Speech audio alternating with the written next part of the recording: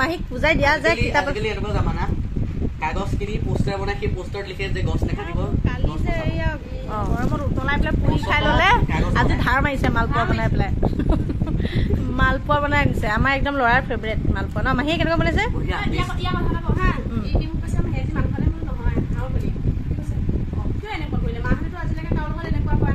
কেনেকুৱা কেনেকুৱা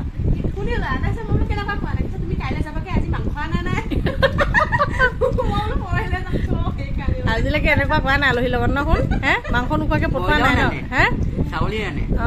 ব্ৰইলাৰ নানো এইবাৰ মানে ভাবিছে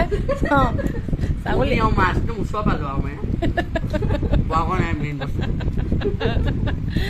মাংস খোৱা নাই এটা সি আচৰিত মাহী মাংস খোৱা নাই এনেকুৱা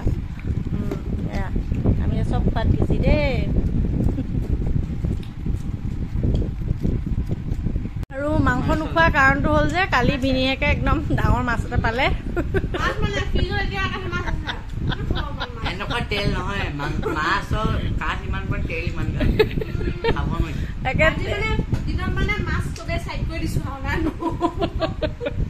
মাছ পালে সেইকাৰণে মানে সেইকাৰণেতো সেই কি কয় শিলঘৰীয়া ন শিলঘৰীয়া মাছ পালে আৰু সেইকাৰণে আৰু এতিয়া বিলাই নাই ইহঁতৰ মাংস খাবলৈ ৰৈ আছে এতিয়া তথাপিতো মাছ থৈ পেলাই আমি হাঁহৰ কণী খাম ভিনিহেকক মাছ দিম ন হয়নে এনেও মাছ খায় এই ল'ৰা তেলালী মাছ ভাল পায় আৰু মই এনেই তেলালী মাছ তেল দিয়া মাছ থকা মাছ ভালেই পাওঁ কিন্তু কালি এনেকুৱা তেল খাব পৰা নাই আৰু পিছে গৰম বহুত পৰিছে দেই ৰাইজ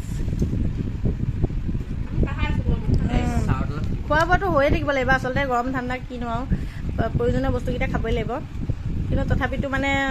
কষ্ট হৈছে সকলোৰে কষ্ট হৈছে ন বহুত বেছি ৰ'দ হৈছে ন আপোনালোকে আৰু পঢ়া শুনা কৰক আৰু লিখক আৰু পঢ়ক আৰু কিতাপ পঢ়ি কিনক মাহীক বুজাই দিয়া যে কিতাপ আজিকালি এনেকুৱা জামানা কাগজ কিনি পোষ্টাৰ বনাই সেই পোষ্টাৰত লিখে যে গছ নাকাটিব গছ বচাব গছৰ পৰা কাগজ বনাই সেই কাগজতে লিখে যে গছ বচাব তুমি মানে সেইটোৰ পৰা কৈছা যে গছ কাটি পেলাই কাগজ বনাই আৰু কাগজতে বিভিন্ন কথা লিখি পেলাই ছপা কৰি ল'ৰা ছোৱালীয়ে পঢ়া শুনা কৰে গতিকে গছ বচাব কেনেকৈ ন সেইটো কৈছা আৰু কথাটো হয় বাৰু এইবিলাক কথাও বহুত প্ৰভাৱ পেলায় কিন্তু উপায় নাই কিন্তু এটা কথা নহয় আকৌ শিক্ষাটোতো ইম্পৰ্টেণ্ট মানে বেলেগ ধৰণে পঢ়িব লাগে কিতাপখন মানে কমাই ছপা কৰিব লাগে নেকি এক মিনিট মই দেখোন সৰুৰ পৰা শুনিছো বোলে বাঁহ গছৰ দি পেলাই বাঁহ গছৰ পৰাহে কাগজ বনোৱা হয় এতিয়া তেতিয়াহ'লে বাঁহ গছৰ পৰা মানে বেছি পাৰ্চেণ্টেজ মানে কাগজ বনাব পাৰি কিন্তু অকল বাঁহ গছৰ পৰাই যে বনাই বেলেগ নৰ্মেল গছ বুলি ক'ব এনে গছ তাতো অলপ প্ৰয়োগ হয় বাঁহ গছ নহয় বাঁহ ঘাঁহ হয়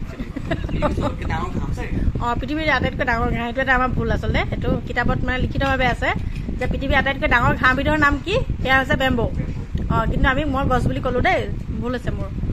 ল'ৰাই শুদ্ধাই দিছে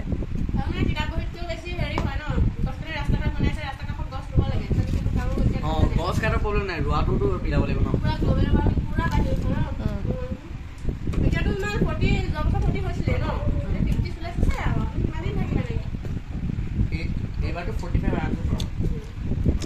তাৰমানে প্ৰয়োজন সাপেক্ষে কাটিব পাৰে কেতিয়াবা কিন্তু তাৰ সলনি দুডাল তিনিডাল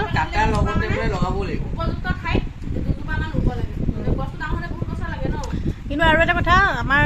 যাদৱ পায়েং ডাঙৰীয়াই যে কৈছে শ্ৰদ্ধাৰ মানে তেখেতে কৈছে যে অসমত গছ ৰুব নালাগে তেওঁ নিজে যাব তোমালোকে নাকাটিবা এতিয়া সেই তেনেকুৱা কথা আৰু গতিকে আমি যদি ৰুব নোৱাৰো আমি কাটিবও নালাগে আমি চবে মালপোৱা খোৱা ধান্দাত আছো এইফালে দেখিছে গোটেই পিঁয়াজ গোটেই অপাৰেশ্যন কৰি পিঁয়াজ উলিয়াই পেলালে